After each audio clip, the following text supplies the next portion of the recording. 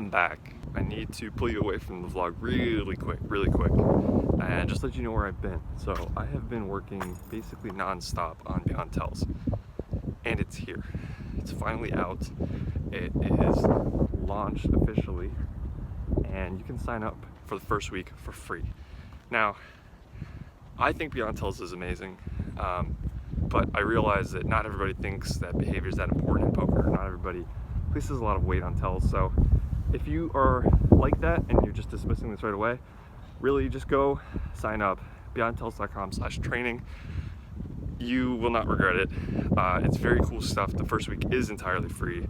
I'm not really a hard sell kind of guy, so you know, that's all it is. Just go check it out, and if you're interested, you know, sign up, see the first week, and I think enrollment starts in a few days, so get pumped. I am back to your regularly scheduled vlog programming. Oh, by the way, pause again, sorry. I forgot that I was thinking about doing a live stream tomorrow night, tomorrow late afternoon Eastern time, probably in the neighborhood of 5 or 6 p.m. at the new place where I'm going to be for an apartment. So we are getting the keys tomorrow, and today we're going over and giving a buttload of money, you know, security deposit, rent, all that stuff, and just want to get you guys up and hang out with you guys because it feels like it's been a really long time. So I will try to schedule that, give you guys a little bit of warning, but yeah. And then heads up, you guys have been bugging me about it. Next video is gonna feature the meetup game, so get pumped for that. Okay, now back to your regularly scheduled vlog programming. Today I'm firing the Event 1 WPT DeepStacks at Maryland Live. So that's in a little under 2 hours. So gonna do some yoga for probably 20 or 30 minutes, shower, get something to eat, and then get going. Okay, so to no one's surprise, I am running late. I have, however, done yoga, showered, and I'm basically ready to go. But the tournament starts in 20 minutes. It takes a little over 20 minutes to drive there, and I'm actually gonna eat something first. So I'm not that far behind, all right? I haven't put on my socks yet. Let's go. Late, but moving swiftly here now. I'm ready to go take down a tournament. The best piece of advice I have for someone trying to succeed in the film industry or any creative space is if you're doing what everyone else is doing, you're doing it wrong. I like today, but I guess I'm gonna spend all day indoors, and it's actually kind of nice out here.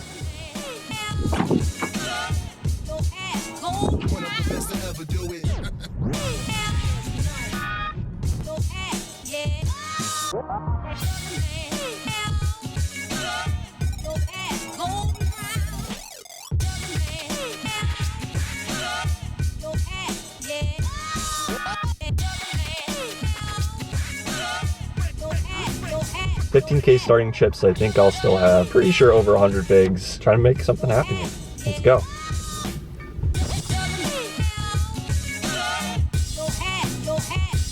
Alright, what is freedom? I think I stole this from Bob Dylan, but maybe I stole this from Woody Guthrie. Freedom for me is waking up in the morning and going to sleep at night, and in between doing exactly what I want to do. What's the secret to happiness? The secret to happiness is finding something you love and then doing that for the rest of your life.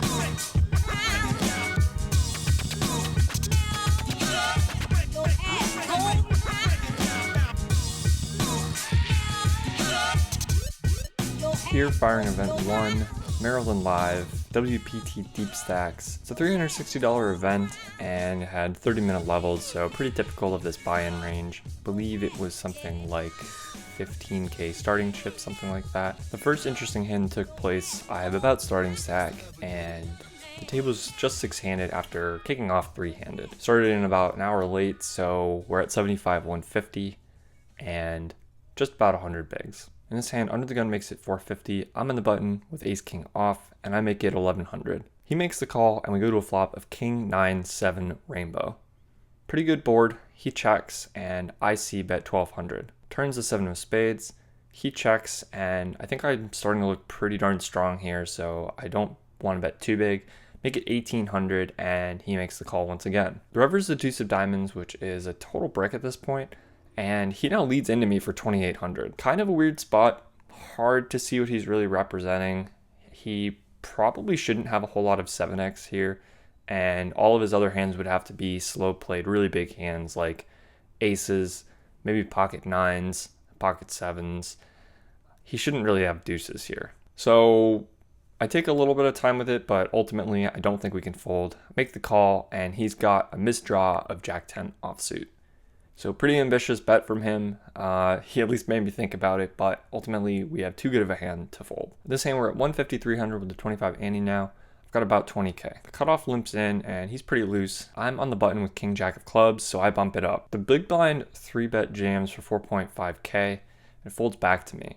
I've already seen this player jam pretty wide in another spot, so I just decided to call. I'm getting a reasonable price here and a pretty good hand. He has ace 9 of spades, but the board runs out in my favor, and I'm going to knock out a player. Now, I want to preface the next hand by saying that the 200, 400, and 250, 500 levels, I raised preflop a bunch, whiffed a bunch, and just ultimately wasn't able to take anything down. I ended up dwindling back down, so my stack size is now 18k, and we're playing the 300, 600 level with a 75 ante. Early position limps in. I'm in late position with king jack of diamonds, and I bump it up to 2200. The small blind, the big blind, and early position all call, so we go 4 ways to a flop, and there's a king on it, but also an ace.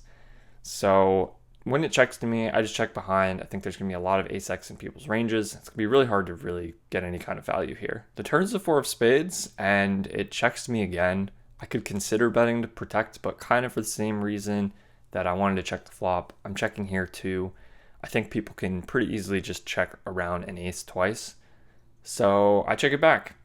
The river is a 4, checks to me again, and at this point, it seems almost impossible to get called by worse. So I just check back, expecting to win. My hand is good. I get needled a little bit for not turning over my hand right away, but ultimately I got a little bit of value from seeing what people had. So you guys are sometimes bugging me about that. There you go. The hands were an assortment of suited connectors that basically just didn't connect with the board at all. There was a jack 9, there was a 10-9, things like that. This tournament was pretty unusual for me in that I was extremely card dead pre-flop from a just card strength perspective. And when I was able to raise with weaker hands, I just really didn't take any spots down. So I end up getting all the way back down to 19k or so, and we're at the 1k, 2k level.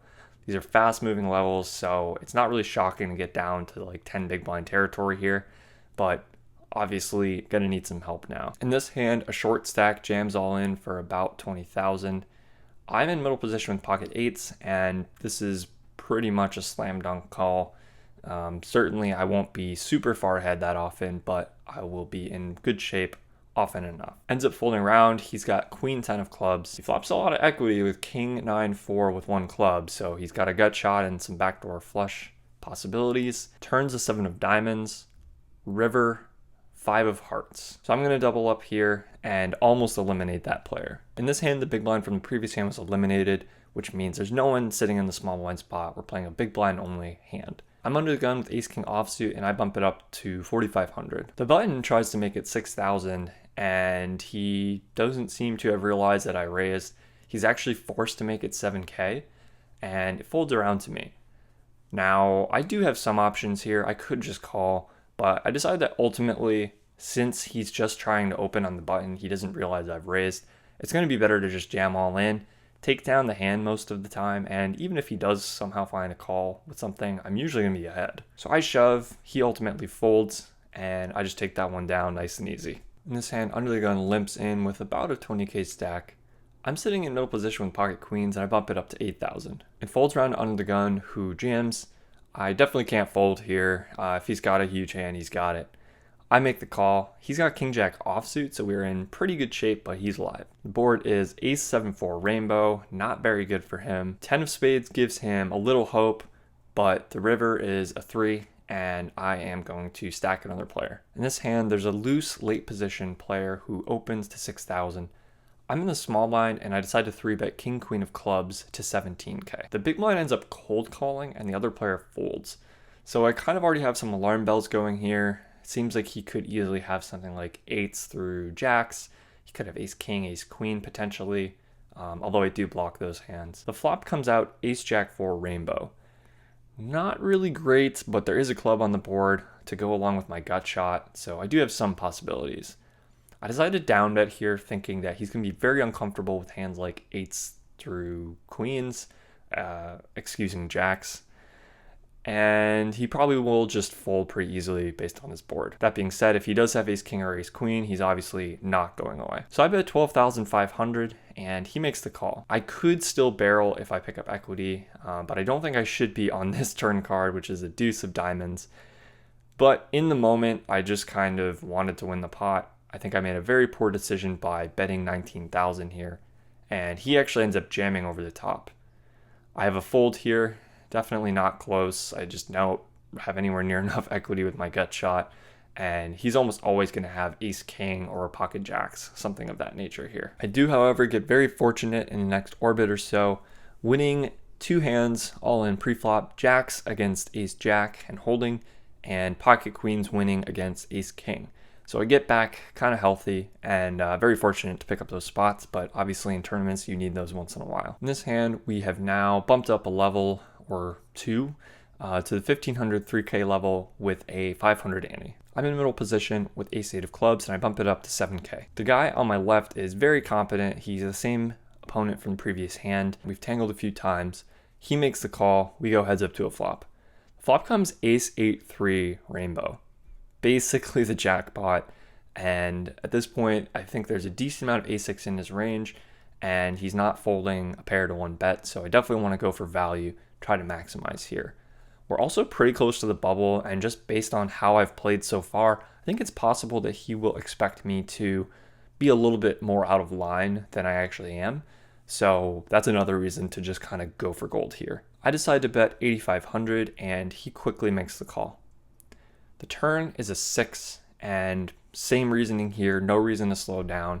I'm going to keep betting. Now I'm thinking about potentially getting my stack in the middle, so I want to size up to a point where I can jam and have it be pot or less on the river. So I bet 17k, and again, he doesn't take that long before calling. Based on the fact that the board is fairly dry, fairly uncoordinated, it's now much more likely that he has an ace or actually an even stronger hand, something like a set, but it's definitely a little more likely he would raise a set at some point.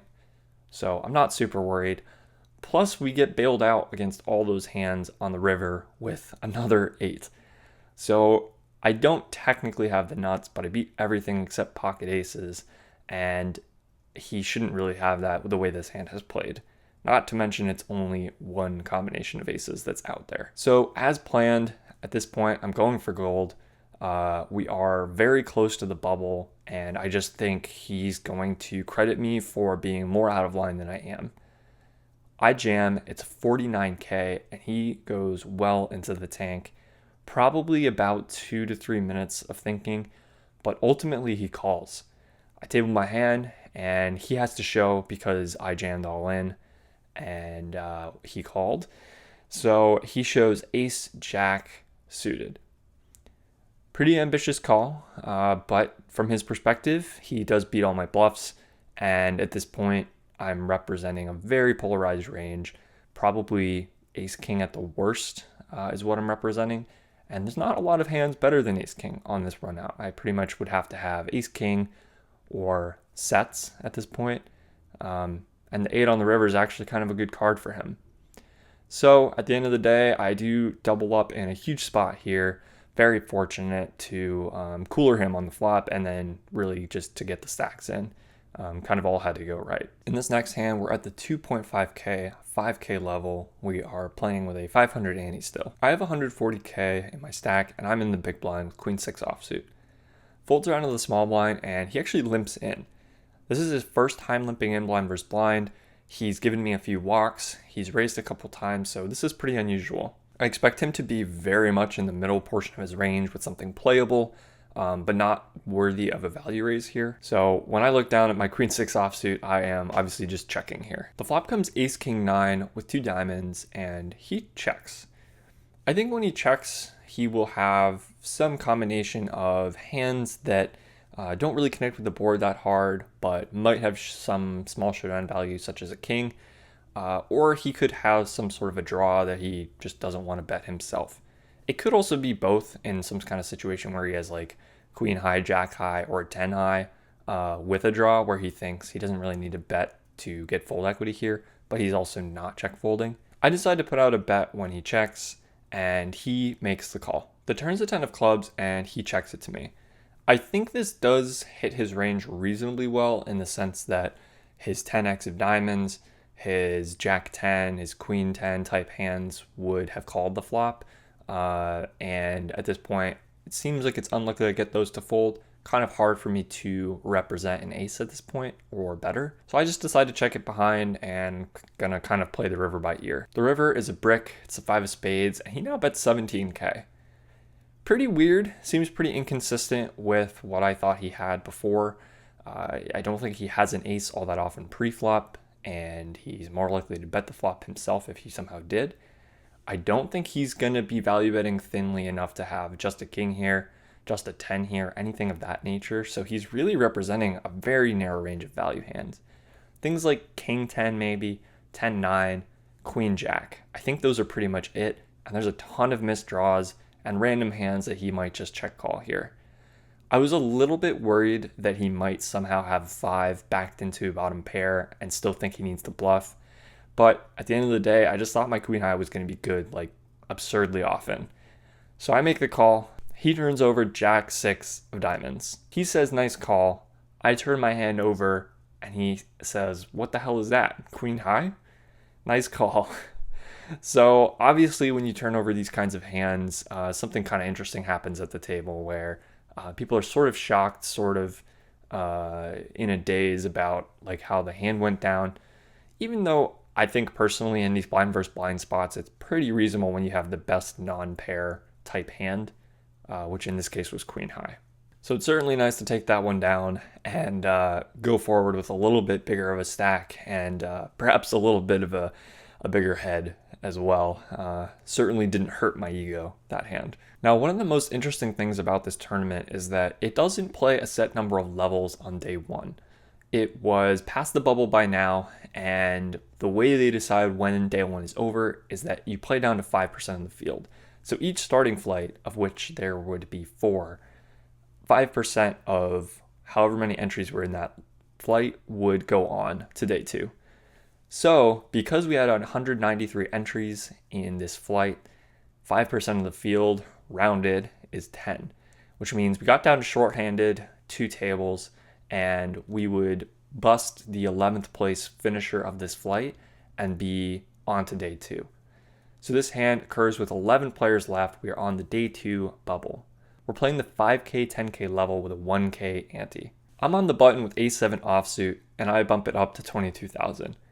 Pretty standard sizing, but there is a short stack in the big blind, and I'm already probably planning to call it off if he jams. He does indeed jam for 90k, which is a sizable portion of my stack, but I have seen him 3-bet jam several times. He's definitely a competent player, and he doesn't have to have a big hand here. So I call, and indeed he has queen 9 of clubs, so I am ahead, but he's very, very live. The board comes 5 deuce deuce with 1 club, so not only is he very live with his overcards, he also now has a backdoor flush draw to go with it. But all in all, not a bad board for me. The turn also seals the deal with an offsuit ace. He can now no longer catch up. The river is a meaningless 9, and he busts out on the day 2 bubble. So I'm going to KO that player. I'm going to chip up to about 336k now and secure my spot in day 2. So definitely a good feeling. Very interesting to have to play short-handed on day 1. So close to the day 2 bubble. Pretty unusual structure. But ultimately, I thought it went pretty well, and obviously I ran very, very good in several spots on day one to make it. You're doing it wrong.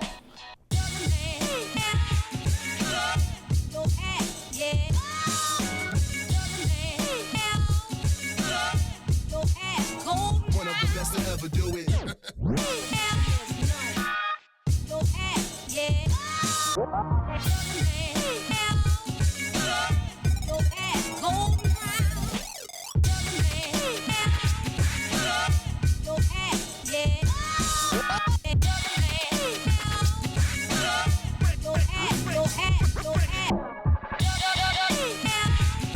Well, bagging and tagging on the first day sure is nice. That guy's a lunatic. Come on, focus. Hello. Can we focus? I know you can do it. That took forever. All right, well, bagged and tagged, which is always great. Pretty decent stack. I managed to knock out the 11th place finisher from our flight, which means that I got to pick up like 80K right at the end. So bagged 336,000. Blinds ended at 5K, 10K.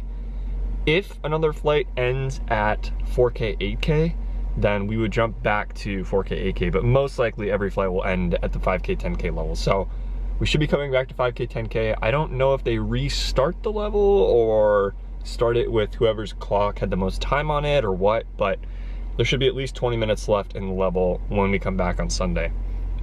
Tomorrow's a home game. I won't be able to say too late because I want to be able to get to the tournament day 2 at a decent time and with decent sleep, and I didn't sleep that much last night. So tonight and tomorrow is going to be, you know, catching up, trying to get in the right frame of mind. But yeah, it's nice to bag and tag. It was good to meet a whole bunch of people, many of whom I did not get names of. I met Rudy and I met Kirk, and there was at least like 3 or 4 other people that I didn't get your names. So sorry about that, guys, if I didn't ask for your name, or if you did tell me your name and I just forgot. It was still good to meet you. Remember, if you guys like this video, leave a thumbs up. Don't forget to subscribe. Leave me a comment, share this video with your friends, and I will see you in the next video. The secret to happiness is finding something you love and then doing that for the rest of your life. Yeah.